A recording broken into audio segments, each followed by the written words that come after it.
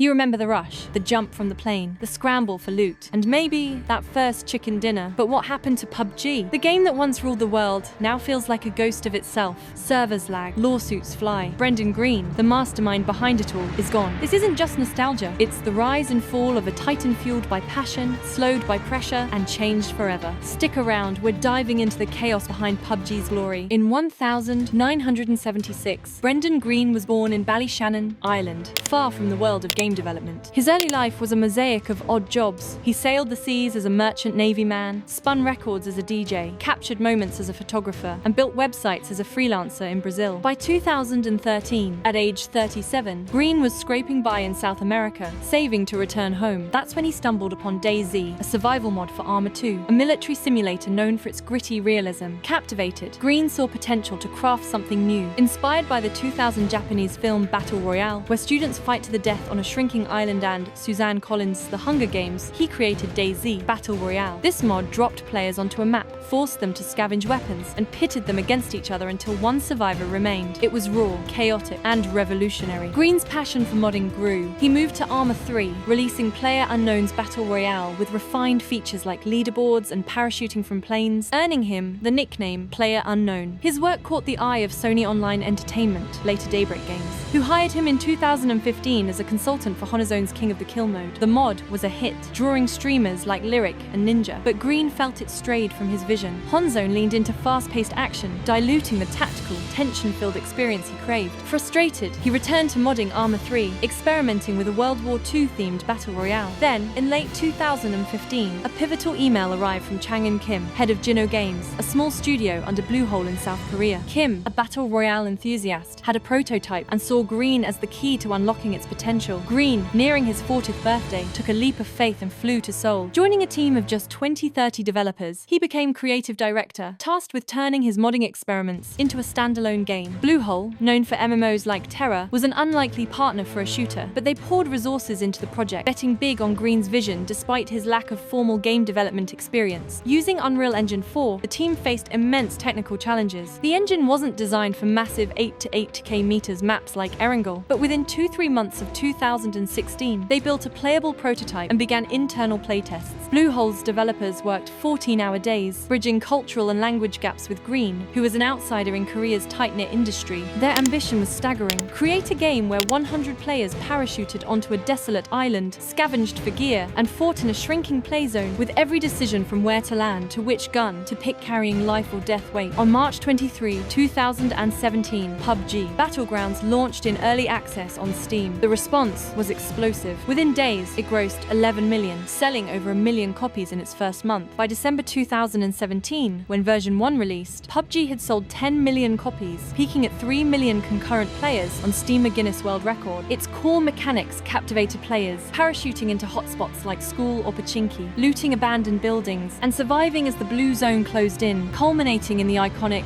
"Winner, winner, chicken dinner." The game's slow, tactical pace, punctuated by bursts of intense combat, set it apart from fast-paced shooters like Call of Duty. The absence of background music, paired with deafening gunshots and footsteps, created a paranoid atmosphere where players feared exposure at every turn. Erangel's varied terrain from open fields to dense city-censured, no two matches felt the same. PUBG became a cultural phenomenon. Streamers and YouTubers flocked to it. Celebrities endorsed it, and merchandise flooded the market. Its glitches like cars flipping or players clipping through walls spawned hilarious content, balancing its competitive edge with absurd charm. Bluehole's 2017 charity invitational, featuring 128 players and raising over 220 for Gamers Outreach, cemented its community goodwill. By Q3 2022, PUBG had generated 13 billion, becoming one of the highest-grossing games ever. But success bred chaos. The game's rapid growth overwhelmed servers, causing lag, rubber banding, and crashes. Players raged online, targeting Greene with vitriol. He later revealed receiving death threats, with some saying they wanted him to die slowly. The community's frustration peaked over perceptions of PUBG as an asset flip, accusing Bluehole of using pre-made assets. Greene called these claims soul-crushing, defending his team's grueling work. In August 2018, PUBG Corp launched the Fix PUBG campaign, a 3-month effort to address bugs, optimize performance, variants, and combat hackers. It improved the experience but couldn't fully mend the rift with players. Legal battles added fuel to the fire. PUBG's success spawned clones, especially in China, where mobile games like NetEase's Rules of Survival and Knives Out mimicked its mechanics, down to the frying pan and chicken dinner phrase. Greene worried that unchecked copying would stifle the genre's creativity, famously stating, "If they're just clones, the genre will die." In April 2018, PUBG Corp sued NetEase for copyright infringement. A case settled out of court in March 2019. The biggest legal drama came in January 2018 when PUBG Corp sued Epic Games Korea, alleging Fortnite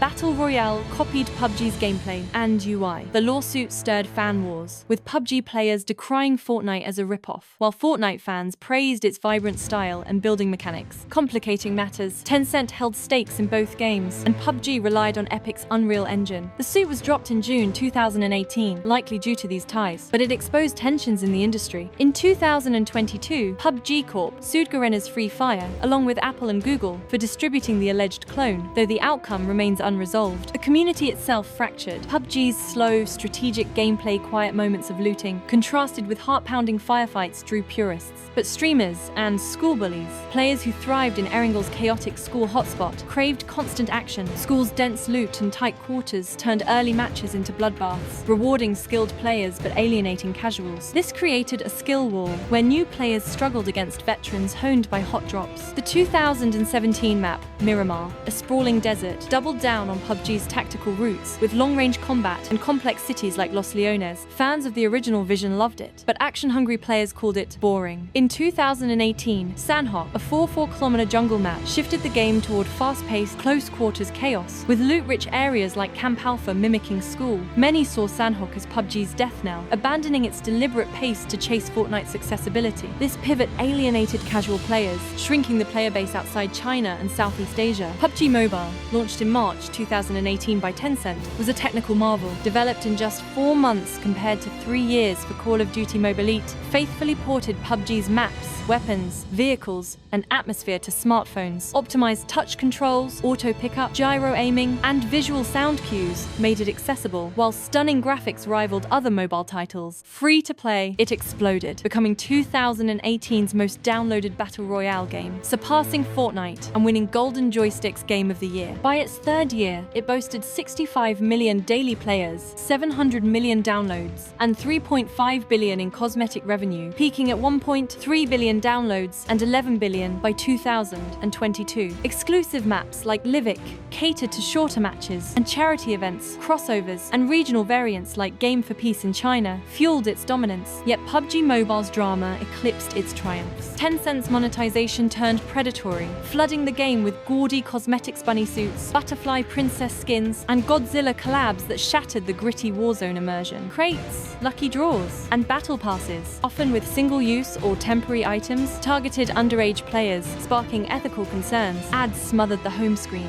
making the game feel like a casino for kids. Gameplay shifted as bright skins made stealth impossible, forcing players into aggressive Fortnite-style tactics. Hot drops became bloodbaths, and tiny maps like Livik 2x Walkman amplified the chaos. A skill wall emerged, with public lobbies dominated by players mastering bullet, dodging techniques, leaving newcomers overwhelmed. Content creators thrived, but casual players fled. The biggest blow came on September 2, 2020, when India banned PUBG Mobile alongside other Chinese-linked apps amid geopolitical tensions. As one of the game's largest markets, India's ban halved the player base overnight. Other countries followed, citing concerns over violence among youth. Krafton's attempts to recover launching Battlegrounds India in 2021 and PUBG New State flopped. Battlegrounds India was banned from app stores for a year, and New State couldn't pull players from PUBG Mobile. Today, PUBG Mobile is a ghost town outside China and India, plagued by bots, cheaters, and a bloated mess of minigames. Its esports scene, once vibrant with millions in prizes, struggles against its tarnished reputation. Esports was a bright spot for PUBG PC. The 2018 PUBG Global Invitational in Berlin, with a 1 million prize pool and 80 players, showcased its potential. Greene, teary-eyed, called it a step toward making PUBG a sport, but critics argued its randomness and technical issues made it unready for competitive play in 2017. Bluehole's community focus, with alpha tests, custom games, and feedback-driven updates, kept players engaged early on, but the shift to action-heavy maps like Sanhok diluted diluted this bond. Organizationally, Bluehole evolved. In September 2017, they formed PUBG Corp to focus on PUBG. By 2018, Bluehole restructured into Krafton, overseeing multiple studios. In March 2019, Greene stepped down as lead designer, moving to Amsterdam as a creative consultant for PUBG special projects. He cited exhaustion from constant travel and a desire for new challenges. In December 2020,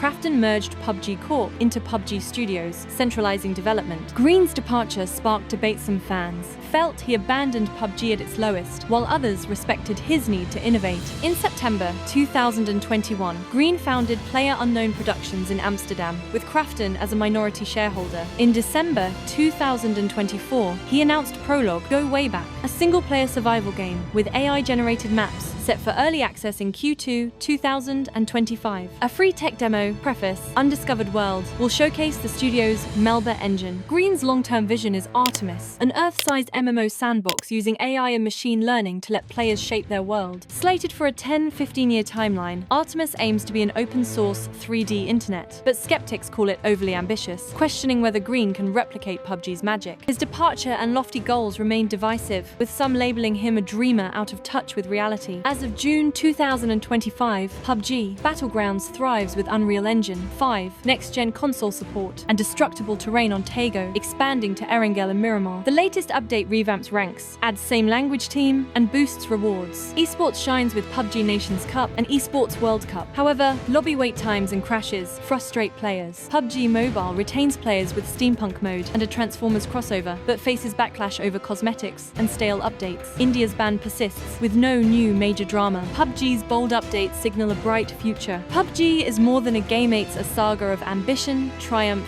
and turmoil. Brendan Greene, a modder with no formal training, built a genre from scratch, grossing billions and reshaping gaming. But lawsuits against Fortnite, Free Fire, and NetEase, India's ban, crashing servers, and Tencent's greed scarred its legacy. From Erangel's tense fields to Livik's chaotic streets, PUBG gave us moments of adrenaline and heartbreak. As Greene chases Artemis, the question lingers: can he redefine gaming again, or will PUBG remain his untouchable peak? The next time you parachute into a match, remember the man, the drama, and the dream that started it all.